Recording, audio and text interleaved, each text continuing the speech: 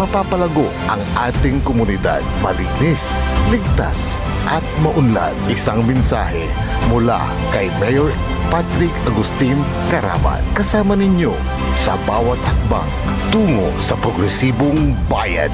Alagang Caraman, Kalasyaw, para sa lahat. Popular sa balita, popular sa musika. Pangasinan Govwaves Network Corporation. Sa Pangasinan, we are the number one pop music station. DWJE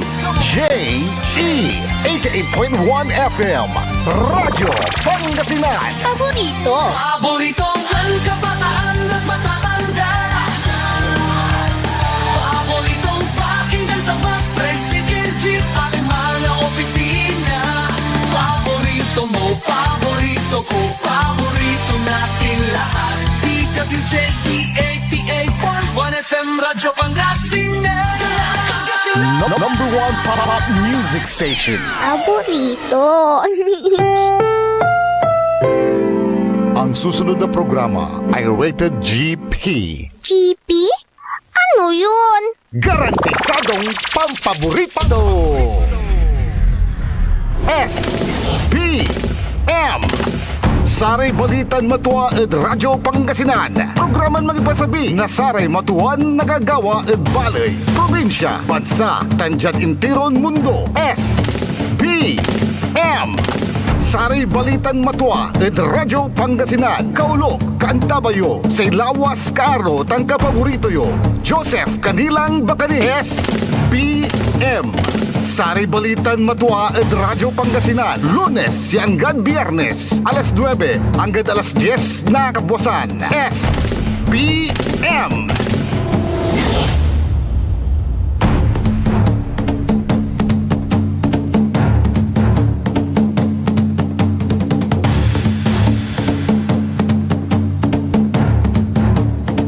Magayagan agaw na Miyerkules Pangasinan Dagupan.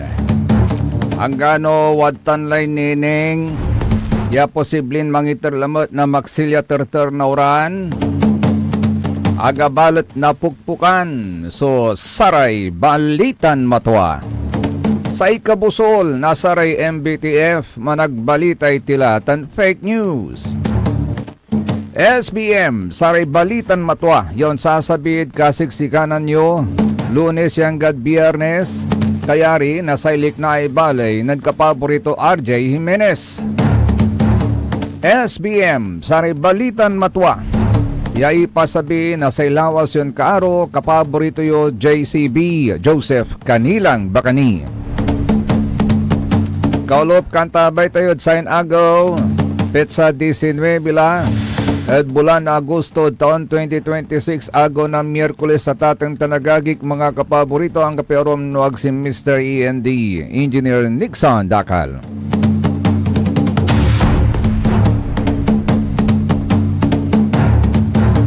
Bali-bali ay so butal na panaon ko mo na tatang tanagagik anto ha.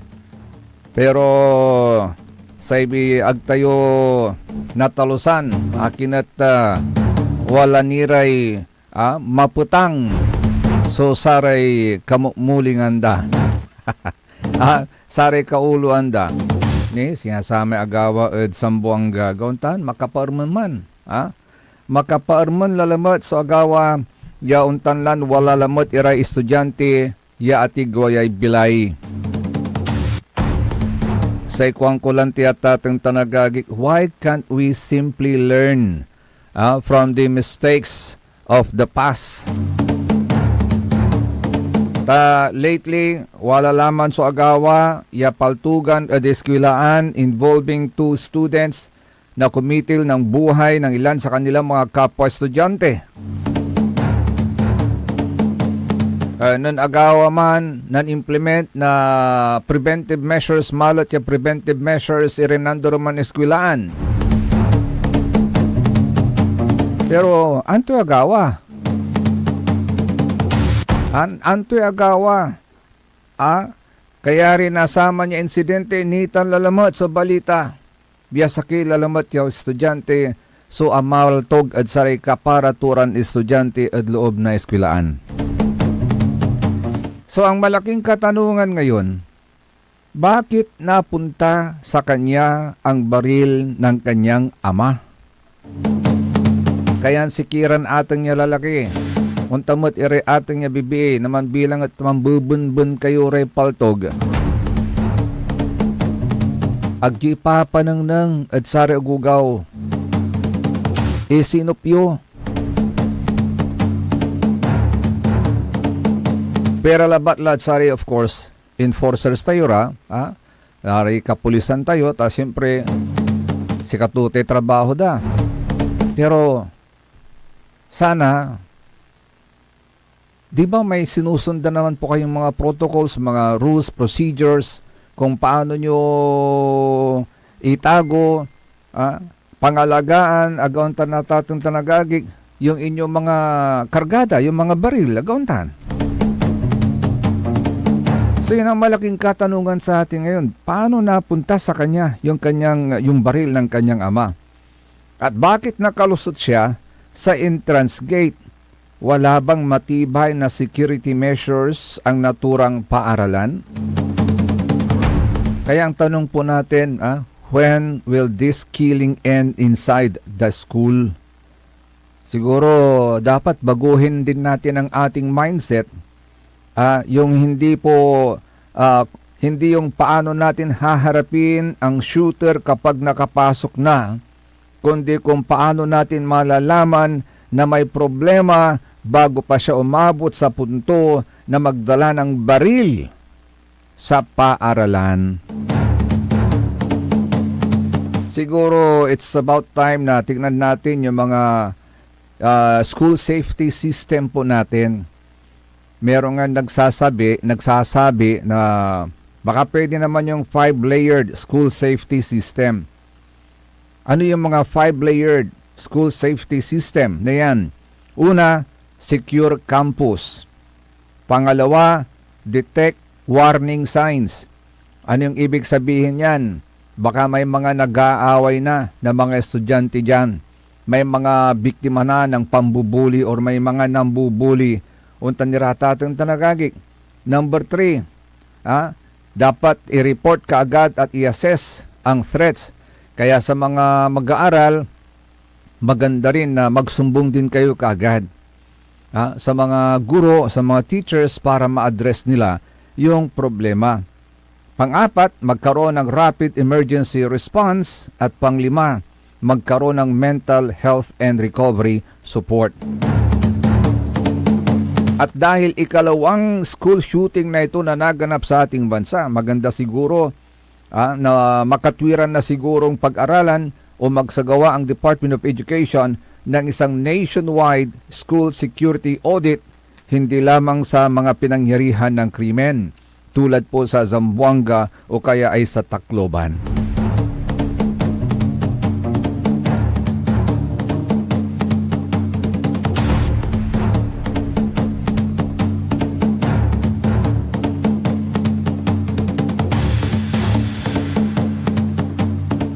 Good morning kay Sir Ismael de Vera. Nagtatanong po siya, good morning sir, ask ko lang if saan place dito sa Dagupan radio station nyo kasi hingi ako ng gamot pang maintenance. Maraming salamat. Oo po, ang aming station po ay nasa pagitan lamang po in between ng SSS office at saka ng Tunis Lumber. Halos katapat lang po namin yung Funeraria QG. Akyat po kayo sa 3rd floor. At pwede ho kayong humingi ng mga gamot sa aming botika kapaborito. Marami po kaming supply ng simvastatin na 20 mg, carvedilol 25 mg, losartan potassium 100 mg, silicoxib 200 mg, metformin hydrochloride 500 mg, at clopidogrel bisulfate 75 mg. Pasyal lamang po kayo dito sa ating himpilan. Hello, good morning. Magandang umaga pala kay Cap Justin Espino ng Barangay Poblacion East, Bautista, Pangasinan.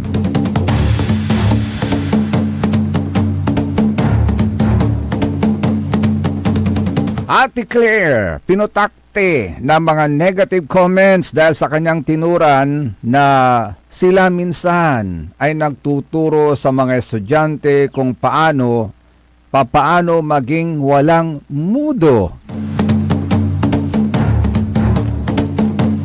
Sa ikwanda lalaingan, Madam Claire, if your premise is true, then you are the living example of what you have said, kwanda. Alam mo, Ate Claire, lahat ng nakausap kong teachers, may iisa silang tanong sa akin. Clear pa ba ang utak niyan, kwanda?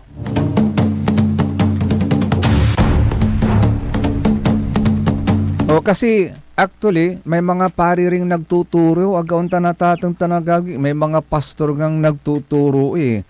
You mean to say, Ate Claire, pati sila ganyan, nagtuturo na tinuturuan yung kanilang mga estudyante na maging walang mudo.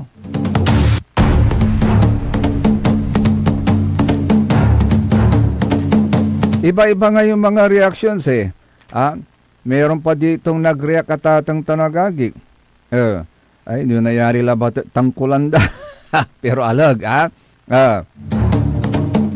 sa ikwantuya ni, ang tatay at nanay ko ay parehas na retired public school teacher. Kaya naman, Claire Castro, kwanda. Untan la, supotang nauluda, tatang tanagagig. Ay, by the way, ipapakabat manaya na Kabayan Goal Incorporated OFW Volunteers in partnership with the Municipality of Calasiao, yung kanilang OFW Caravan Bayani ng Tahanan.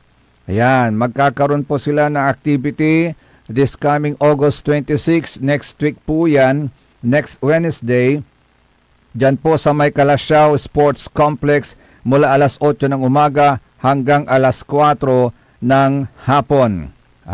So yan po yung OFW Caravan Bayani ng Tahanan, celebrating the heart and sacrifice of the OFW family. Siguro may mga inihandang activities po dyan, Aninyari, sunanduro man reaction datatang tanagagik. A student fails, the teacher didn't teach them well enough. A student misbehaves, the teacher didn't discipline them properly. A student makes a serious mistake, somehow the teacher is still expected to explain it. Teachers have influence, yes, but they are only one part of a child's life. Parents, family, community, and society all shape a young person too. At some point, we have to stop treating teachers as the easiest person to blame for everything that happens to a student. Wag kayong basta-basta nang be-blame. Nangyari sa reaksyon na tatang tanagagik. For your information, Miss Claire, why do we need to blame the teachers whenever something tragic happens involving our students? As an educator who has been teaching for decades, I strongly believe that teachers are not only there to teach lessons and academic subjects, we are also here to guide, mentor, support, and teach our students the values of respect, love, compassion, responsibility, and trust for one another. When an unfortunate incident such as a shooting happens, it is heartbreaking for everyone. The students, the parents, the teachers, school administrators, and the entire community. But before pointing fingers and blaming teachers, we should understand that teachers also do their best every day to protect, guide, and educate their students. Teachers cannot be expected to control every action or decision a student makes, especially outside the classroom. What we can do is continuously guide our students, listen to them, teach them good values, and remind them that every life is precious.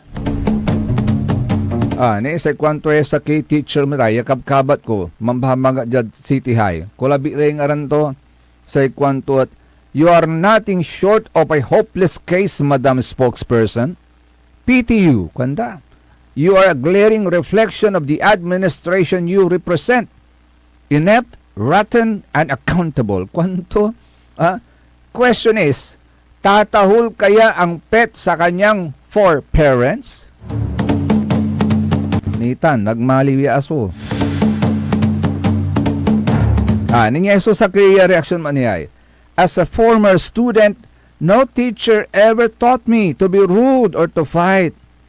Shout out to all my teachers. In my experience alone, ako magsasalita na rin ako. Kailanman, from day 1 na pumasok ako sa school, from grade 1 hanggang nagtapos ako sa kolehiyo, walang tinuro sa akin na punitin patanay ko at ang po. Meron bang teachers na ganahan? Ay wala po. Kasi noon, meron po kami GMRC, Good Manners and Right Conduct subject. Hanggang ngayon, meron pa naman. Iba lang yung tawag po nila ngayon.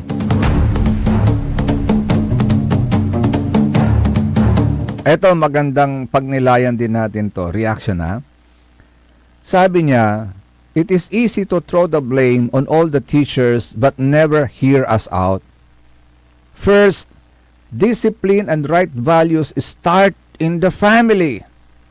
But if parents fail to guide their children and leave them neglected as children develop their curiosity without proper guidance from parents or other older figures in their lives, everything around them and what influences them will shape who they become. Hindi po kami 24/7 na magtuturo po sa mga bata. We are partners in guiding them, not just solely responsible for your sons and daughters. I hope the Word of God is implemented in teaching not just worldly knowledge. We need teachings that are life-giving and transformative, shaping our souls, renewing our minds, healing our hearts, and guiding us to walk in godly ways. Kaya importante po na may mga catechisms din sa mga schools. Agaw natatong tanagagi ko, shout out sa mga catechist na mga volunteers na nagtuturo sa mga bata on how to pray.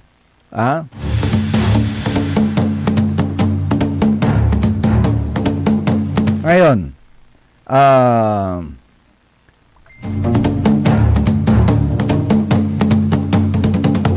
basahin nga natin yung buong statement ni Madam Claire, basahin natin yung buong statement ni Madam Claire. Ano bang sinabi kasi ni Madam Claire? Ganito ang sabi ni Madam Claire. Dapat na ang mga kabataan natin ay nagagabayan, hindi lamang ng kanilang mga magulang, kung hindi sa kanila mismong paaralan. Minsan na po nating nakita mismo ang ibang mga guro ay lumalabag sa ganitong klase ng moralidad. Sila minsan ay nagtuturo sa kanilang mga estudyante kung papaano maging walang mudo, lalong-lalo na sa mga nakakatanda or sa mga ibang tao. Yan po ang tinuran ni PCO Yusek Claire Castro at Tatang Tanagagik. Ang tanong ngayon, tama ba yung naging reaksyon o sinabi ni Undersecretary o PCO Undersecretary Claire Castro?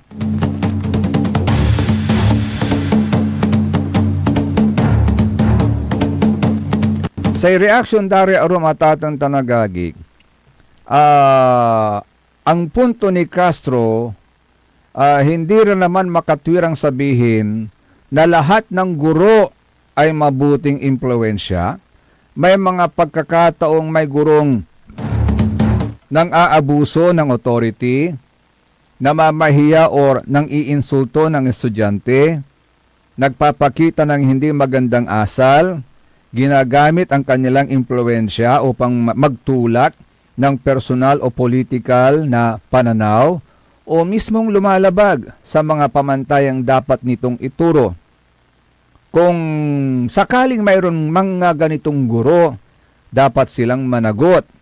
Dahil ang guro ay hindi lamang nagtuturo ng academic lessons, modelo rin sila sa asal.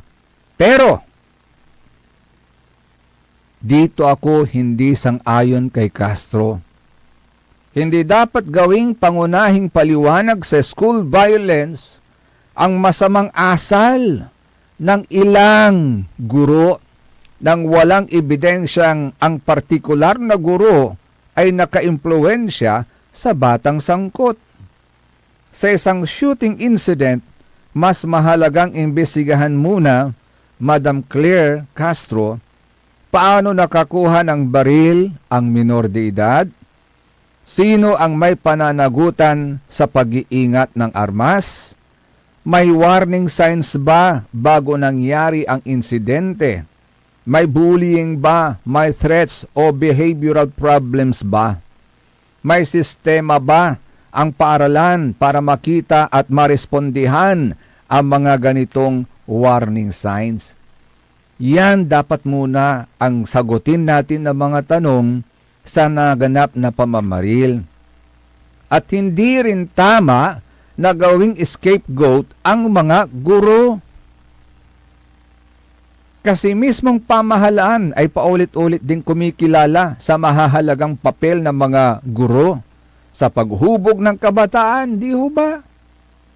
Sa mga naunang pahayag ng palasyo, binigyang diin nito ang dedikasyon ng mga guro at ang kanilang papel sa paggabay sa susunod na henerasyon.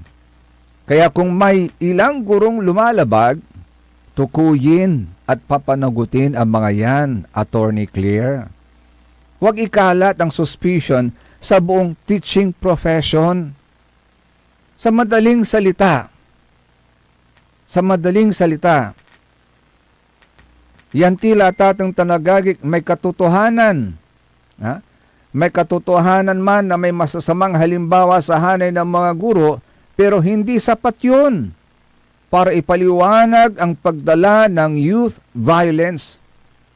Kasi ang problema ay multifactorial, tahanan, peer influence, social media, bullying, mental behavioral concerns, access sa armas, community, environment at paaralan.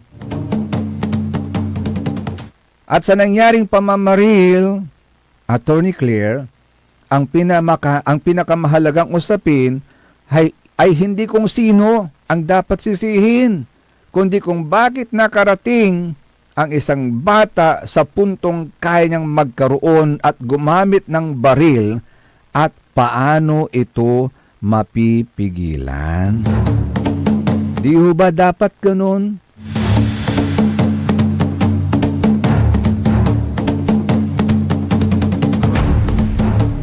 Kaya panghuling reaksyon ng mga guro kay Attorney Claire, you have bagoong in your head. Grabe kayo, ha? Hindi mo silang masisi. Sabihin mo ba naman, walang silang nagtuturo ng walang mudo? Ay, naku naman, Ate Claire, oh. Pero wala pasikmatan kuya sa kuya statement ya kapost sa social media Tatang Tanagagik. Ha? This is coming from the account of Councilor Chito Samson. Ya sa kwanto Tatang Tanagagik Jaya sa may statement to. Ya in post to the social media page to Tatang Tanagagik. Then Councilor, wala may abasa kay magano taanapan ko Tatang Tanagagik ka. Ni paakaryad sa yakin, ay dulap Tatang Tanagagik, ya nalilik na tayo, at sarian kaplusan, nagkalalula, jad syudad na Dagupan, aya so sitwasyon, na sa syudad tayong Dagupan, ya mabutlayon tanlan no panoy mamauran, nalulugup tayo, ya dakulare apektado Tatang Tanagagik, at satan so pakakalugup, nasay syudad na Dagupan.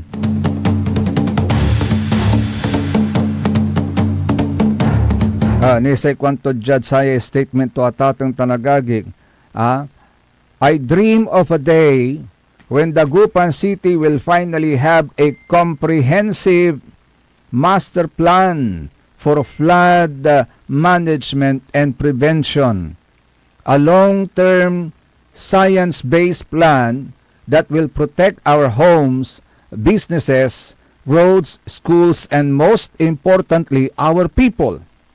Dagupeños have suffered so much from flooding. Year after year, families lose property, businesses lose income, and our daily lives are disrupted. We cannot simply continue responding to floods after they happen. We must have a clear and unified plan to prevent and reduce flooding for generations to come. This dream requires the cooperation of the city government, national agencies, experts, barangays, the private sector, and most especially the people of Dagupan. Let us turn this dream into a concrete plan of action. Let us build a safer, more resilient, and flood-free Dagupan, a city where our children and grandchildren can live without the fear of the next flood. This is not just a dream. It is our responsibility to future Dagupeños. Likasyo, ha? Wala la rin nababangon, sulik na ang datatang tanagagig. And this is a good development. Because finally, there is someone from among the members of the majority na sa isang guniang panglungsod who is making sense. Konsidada the lone opposition dyan and Constituto will make a good tandem. They will make a good difference.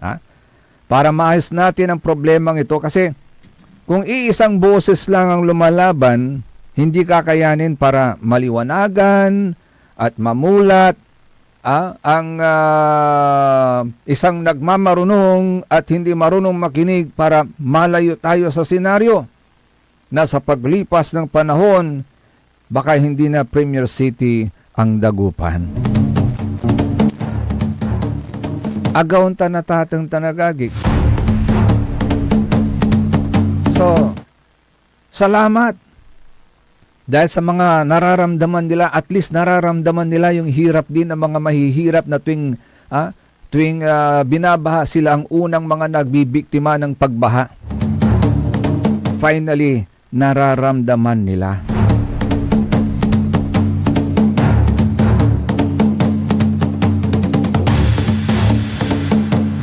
Sa ikwantuya ini, good AM bro, natan kumonya tagay sudanom at balay, dapat walkable iray sidewalks. Balot ditan at arap na Amilis Market ditan at diking na padir ya PNB, imbis ya makadalan kahit sidewalk going to PNB and Metro Plaza, walay karinderya ditan ya okupado na pwesto to sa sidewalk. Sinaraan to ya basyo na buti, imbis ya ka undakat at dalap na pilitan kaya unlusong tain sarato. Akin aga na imatunan ya market and sidewalk office ya syudad for the longest time latan kwanto. Ay, usto ito na naimanok mo niya. Bro, na naimanok yan. Bakit kaya? Sa kanila ba yung sidewalk na yan? Sana maimano po nila yan, ha? SBM, saray balitan matwa, sa kabusol na saray MBTF, managbalitay tilatan fake news, suntulik hari ni nasaren pakabatan pa imano malala po ni at saray manangantabay. Ang puta-putang irang balita. Ang nagutos po sa akin na i-release ang pera na 125M ay si Ma'am Sara Duterte. Mahiya naman kayo sa inyong kapwa Pilipino. Ang puta-putang irang sunata. Dami yung... Hawak mo ang beat. Son ang puta-putang irang impormasyon. Aya sa number 1 pop music station. DWJE 88.1 FM. Radyo Pangasinan. Paborito Paborito! Want to escape the hustle and bustle of city life? Look no further than the River Palm Hotel and Resort, your premier destination for affordable luxury in Pangasinan. Nestled in the heart of Barangay Banyaga, Bugalyon, our hotel is surrounded by the breathtaking beauty of the Agno River. Our haven for comfort embodies the essence of Southeast Asian hospitality. Whether you're seeking a romantic getaway, a family vacation, or just a peaceful retreat, the River Palm Hotel and Resort is the perfect choice. So what are you waiting for? Book a tranquil experience where unforgettable memories are waiting to be made. For reservations and more information, visit our Facebook page, River Palm Hotel and Resort. Your home by the river awaits you. Talaranan sa paboritong herbal ng bayan, E-Karma Health Option. Kaiba sa paboritong doktor, Dr. Glenn Soriano. At programan Early in the Morning, alas 7 hanggang alas 8 na kabusan, kada Sabado. Jalaban at paborito yon istasyon, DWJE 88.1 FM, Radyo Pangasinan. E-Karma Health Option. Mare! Kabigla ka naman, Mare, ha? Grabe, gimanggana ka ah. Mari, di mo sinabi na uwi ka pala ng San Carlos. Ay, oo. Namiss ko na kasi dito ang pamilya ko. Ito na palang San Carlos ngayon. Grabe, Mare. Ang laki na ng pinagbago. Siyempre naman, Mari, alam mo ba na dito sa syudad natin, malaki na talagang pagbabago. Mula sa mga infrastruktura, nandiyan na mga konkretong daan at mga bagong pasilidad. Wow! Meron din tayong trending na ayos, kalusugan karavan na nagbibigay ng libreng serbisyong medikal.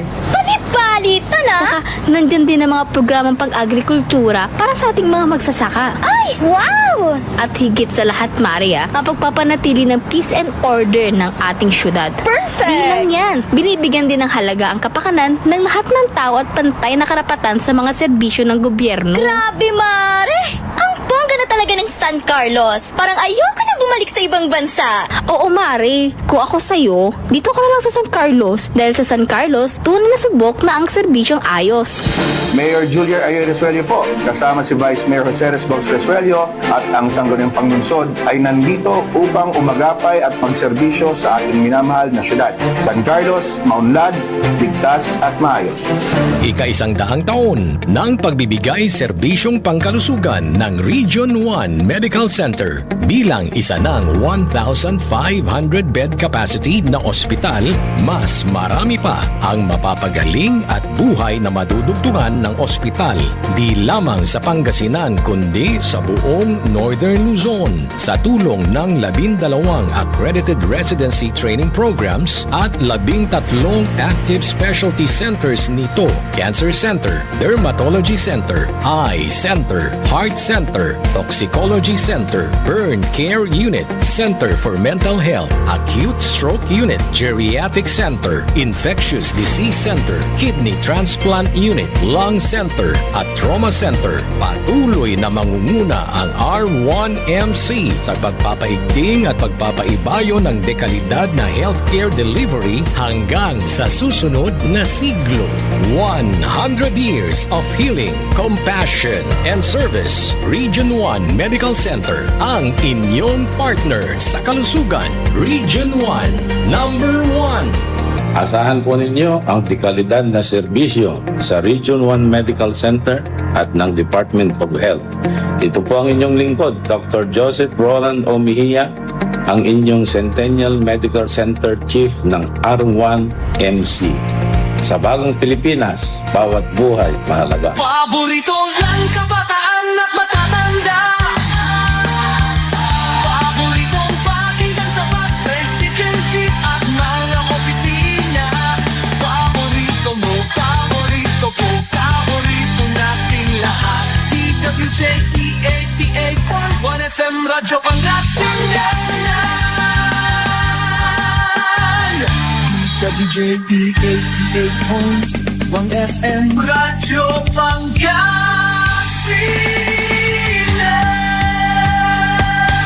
Paborito. Ang lahat ng opinyon at pananaw sa susunod na bahagi ng programa ay galing sa host anchor at panauhin lamang at hindi pananaw ng mga producers at ng pamunuan ng DWJE Radyo Pangasinan at Pangasinan Gulf Waves Network Corporation. S P M Saray Balitan Matua ed Radyo Pangasinan. Programan magipasabi na saray matuan nagagawa ed balay. Probinsya, bansa, tanjat intiron mundo. S, B, M. Saray Balitan Matua ed Radyo Pangasinan. Kaulok, Kantabayo, say lawas karo tang kapaborito yo. Joseph Kanilang Bacani. S, B, M. Saray Balitan Matua ed Radyo Pangasinan. Lunes hanggang Biyernes, alas 9 hanggang alas 10 na kabuwasan. SBM. SBM is brought to you by Mars Restaurant, Galila, Mangantila, and Mars Restaurant. Matatagpuan sa Rufinas Square, Binmaloy, Pangasinan, just along the highway near Dagupan City. A perfect venue for a dinner date. Mars Restaurant. Come hungry, live happy.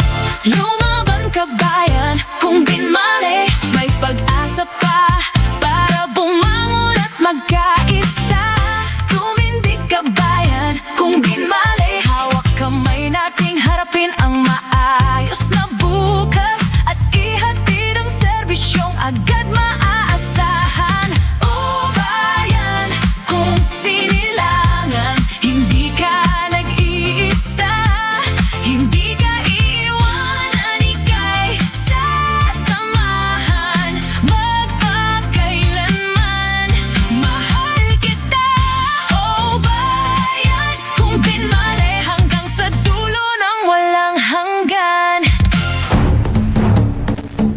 SBM, Saray Balitan Matua. Sa ikabusol na Saray MBTF, managbalitay tila tan fake news. Soon tuloy at ating tanagagi, kalop kantabay ni sa lawas yun kaaro kapaborito yo JCB, Joseph Kanilang Bacani.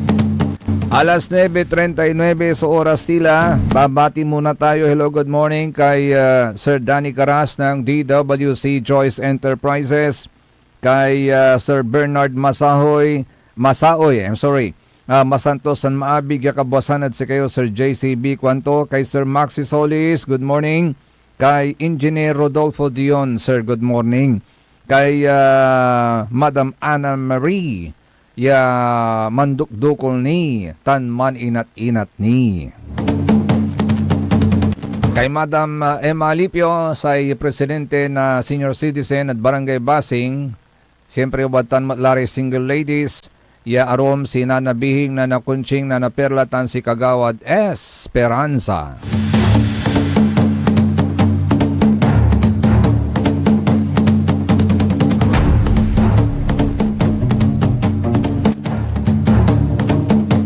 Walay balbalag at tupot dani at saren kapasanditan at bali na binmalay.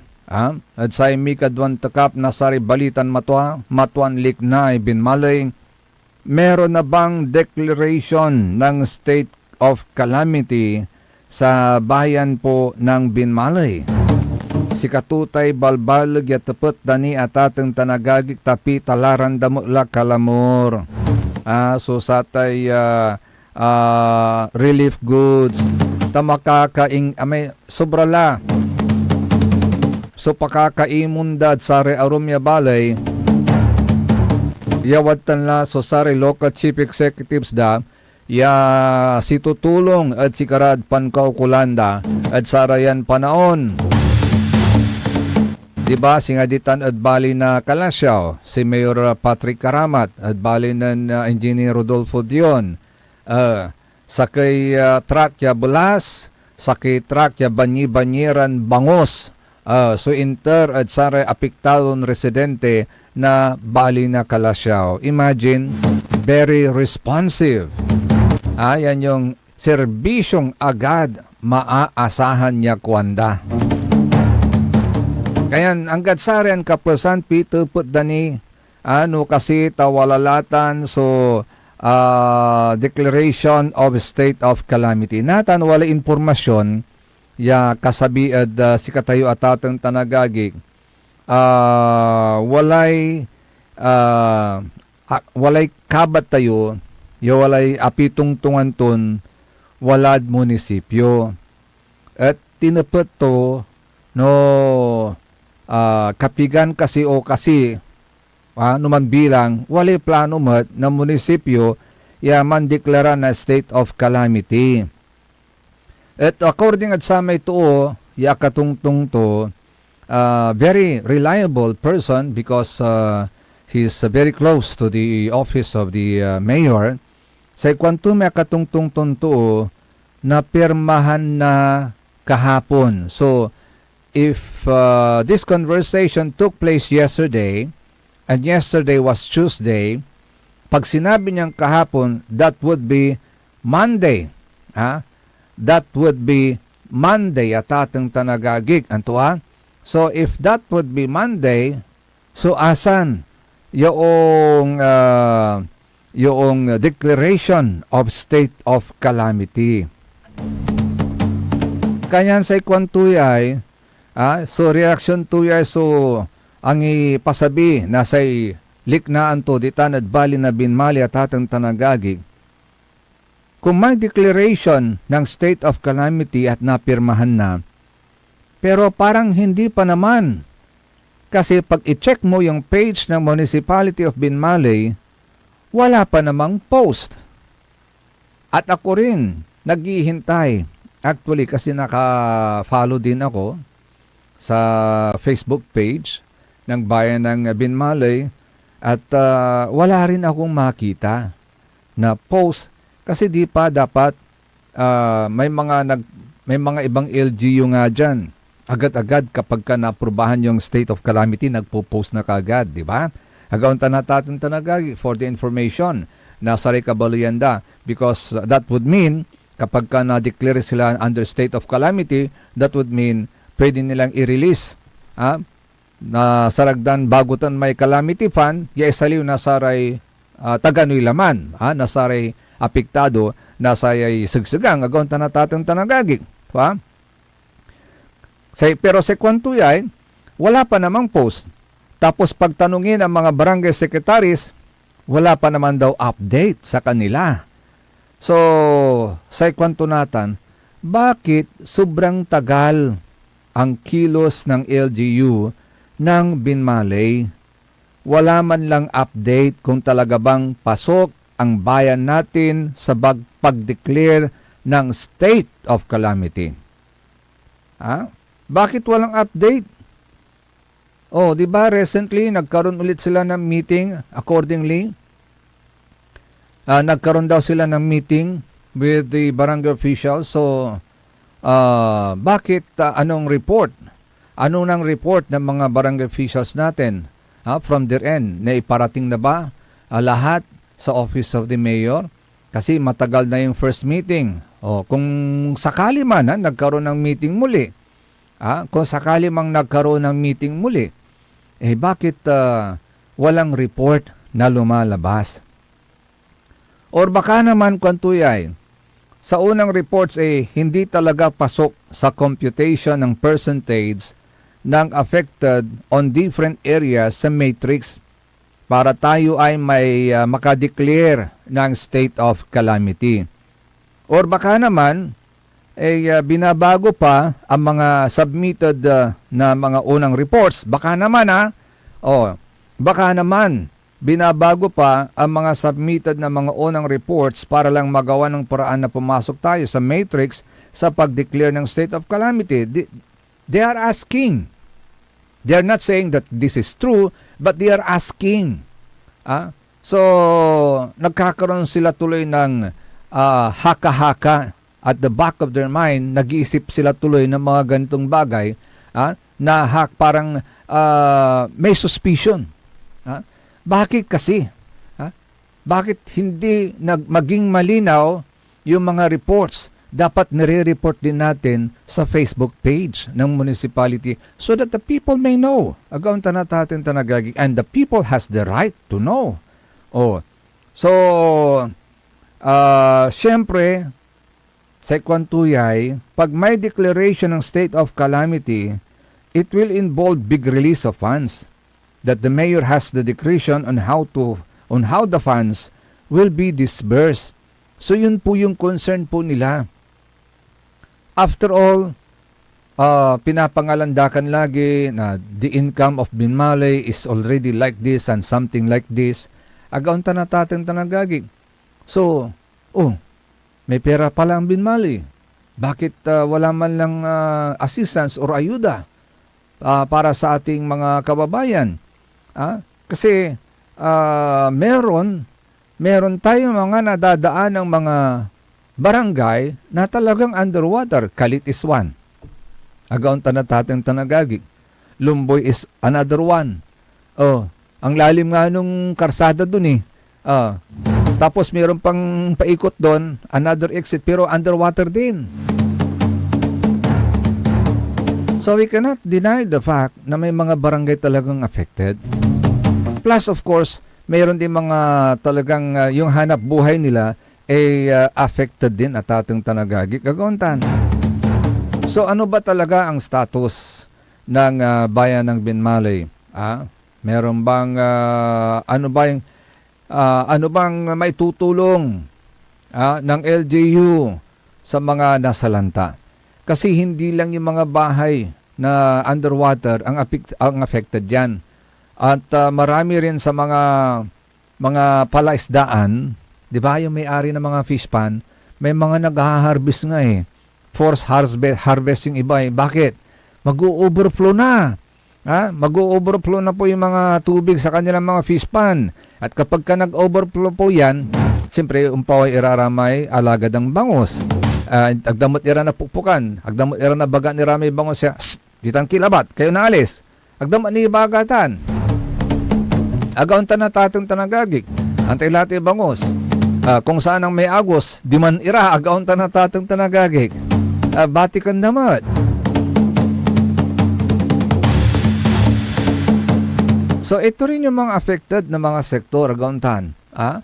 Ito rin yung mga affected ng ganitong kalamidad. So ano ba talaga ang status? Kasi sa ibang bayan, talagang makikita mo yung local chief executive, umiikot talaga, tinitignan yung mga bayan-bayan. Talagang sumusulong po sila sa baha. Kaya sa Ikwanda, jad bali na Binmalay, ikukumpara dalalaingan, dapat nakikita rin kayo. Antayo, because of that, there is another suspicion. Wala suspicion dalalamot at ating Tanagagig, tulad nito sinasabi nila, paano ra magkakaroon ng state of calamity? Walang bilin si Mayor. Sinasabi nila umalis papuntang abroad, iniwanan tayo. Totoo ba yon? Tinatanong natin kasi ito yung mga information na dumarating sa atin, coming from the sa Binmalay mismo at ating Tanagagig. Totoo bang nasa abroad o nandito talaga si Mayor sa Pangasinan, lalong-lalo na sa Binmalay? Kasi dati-rati kapag may ginagawa si Mayor, halimbawa andyan siya sa Baywalk, Agaon Tanatatang Tanagagig, naglilinis ng mga buhangin dyan sa Baywalk, may maraming picture, naka-live pa nga eh. Naka-live tapos may picture. Kapag may mga activities o okasyon na pinupuntahan si Mayor, naka-live, naka-post sa social media. Kapag nagpapamigay ng tulong, naka-post, naka-live, Agaon Tanatatang Tanagagig. But this time, parang very silent. Parang nakakabingi ang katahimikan niya konda ditan at bali na Binmalay. So, yung suspicion is there. Ano na talaga? Ano, kwanda? Puro ano? Sutupot data itong Tanagagig. Sabi ko nga, like for example sa Calasiao, sa Mapandan, ganon din si Mayor Carl Christian Vega, lumalabas ng kanyang opisina, minomonitor ang kalagayan ng kanyang mga kababayan sa mga barangay, Agaon Tanatatang Tanagagig. Makikita mo yung, pati yung mga itsura nila talagang makikita mo na nababasa rin sila sa ulan. O hindi lang yun. Hindi lang sila. So, pero, in Binmalay, bakit napakatahimik? Walang mga nakapost na live video coverage, walang nakapost na picture na the local chief executive is in this place, nagmumonitor, tinitignan, kasama ang MDRRMO, something like those na mga senaryo na gusto sanang maramdaman din at makita ng mga kababayan po natin dyan sa bayan ng Binmalay. Na kapag ka nakita nila yung ama ng bayan, they will feel relieved and safe. Kasi andyan, nga nakaantabay yung ama ng bayan, just like a father of a family, agaon tanatatang tanagakik, who's looking after the welfare of his family, his children, agaon tanatatang tanagagik. So, yun ang gusto nilang ma-feel. Gusto nilang ma-feel. Pero, where? Ano ba ang nangyayari? Ano ba ang it's not actually nangyayari siguro. Ano bang mga pangyayari na? Yun sa bayan ng Binmalay. Bakit napakatahimik?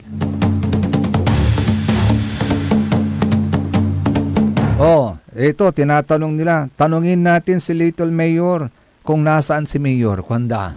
Ay may Little Mayor din. Ano yun, Onano? Literal na Onano. Hindi.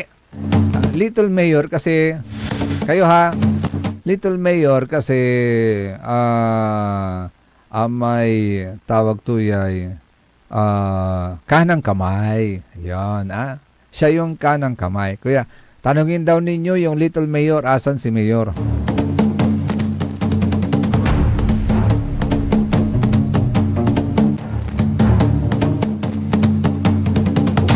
Pero narinig ko naman, in fairness naman, narinig ko naman doon sa interview na live din Hindi ko lang alam kung may live ba kanina na video, Engineer Nixon.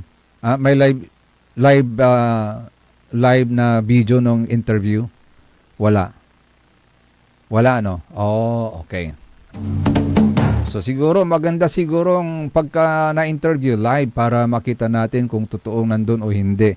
Kasi andun ulit yung suspicion Kasi kung boses lang, balay natin baka years ago yan or a few days ago or a few weeks ago ay yung mga boses na yan. Dapat sana live na video. Tapos kasi makikita mo yung date nandun So, asan? Ayun ang tanong nila ngayon Asan? Nasaan? Asan? Ano tulay naasaan, nailaluan, na bali na Binmalay. At Sarayan Kaplasan. Diba supposedly, kapag yung mga binabahang barangay, pinupuntahan na yan ng mga MDRRMO, pinupuntahan na yan ng LGU, nagpapamigay na rin ng bigas, kahit ano pang pwedeng may tulong. Wala mang declaration ng state of calamity, at least nandyan, nagpapamigay na sila ng tulong. Agauntan. Especially coming from the office of the mayor. Kung mo lagi, agauntan. May pundo naman ang office of the mayor. Agauntan na tanagagig.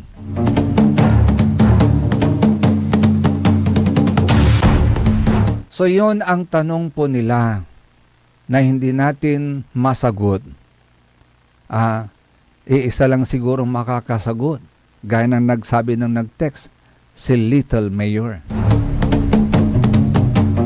SBM, Saray Balitan Matwa. Sa ikabusol na Saray MBTF, managbalitay tilatan fake news. Akalo ba kantabe lang ula sa ilawas yun karo kapaborito yo JCB, Joseph Kanilang Bakani. Kantabay tima the technical side, si Mr. END, Engineer Nixon Dakal. And by the way, pansamantala po ninyong hindi mapapakinggan for today ang punto por punto kay Atong Remo. Meron lang po siyang importanteng pinuntahan at kailangan po kasi yung kanyang physical presence. So it's another day, another Matuan Liknay Binmalay. Binmalay, huwag kang susuko. Manindigan para sa maayos na bukas. Manindigan para sa isang serbisyong tunay na maasahan.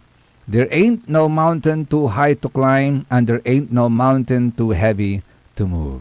See you po bukas dito lamang sa #1 pop music station ng lalawigan ng Pangasinan, DWJE 88.1 FM, Radyo Pangasinan, paborito!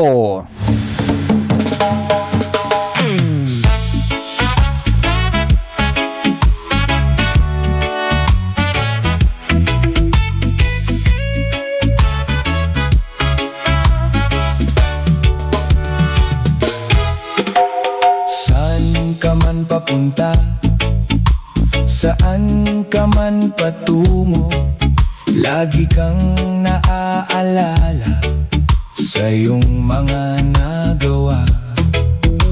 Binago mo ang bayan, binigyan mo ng buhay, dahil sa paglilingkod mo agad maaasahan.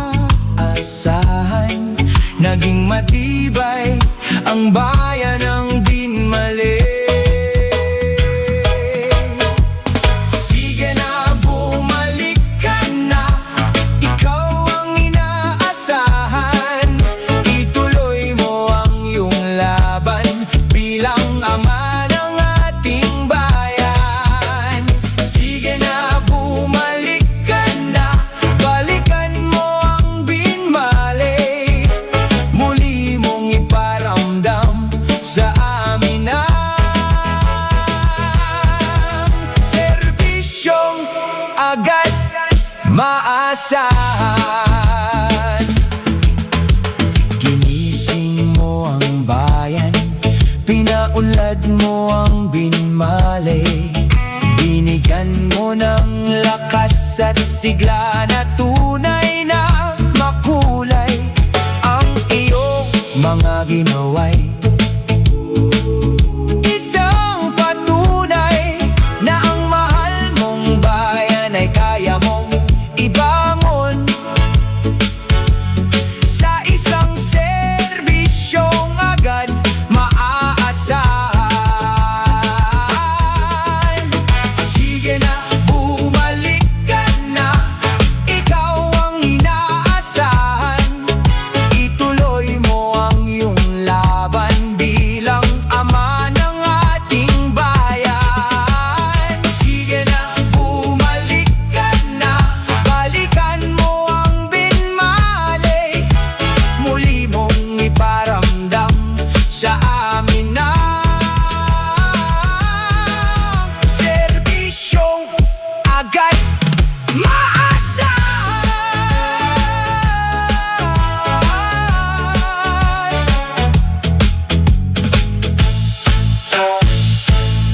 SPM Saray Balitan Matua ed Radyo Pangasinan. Programan magipasabi na Saray Matuan nagagawa ed balay, probinsya, bansa, tanjat intiron mundo. SPM Saray Balitan Matua ed Radyo Pangasinan. Kaulok, Kantabayo, say lawas kaaro tangka paborito yo.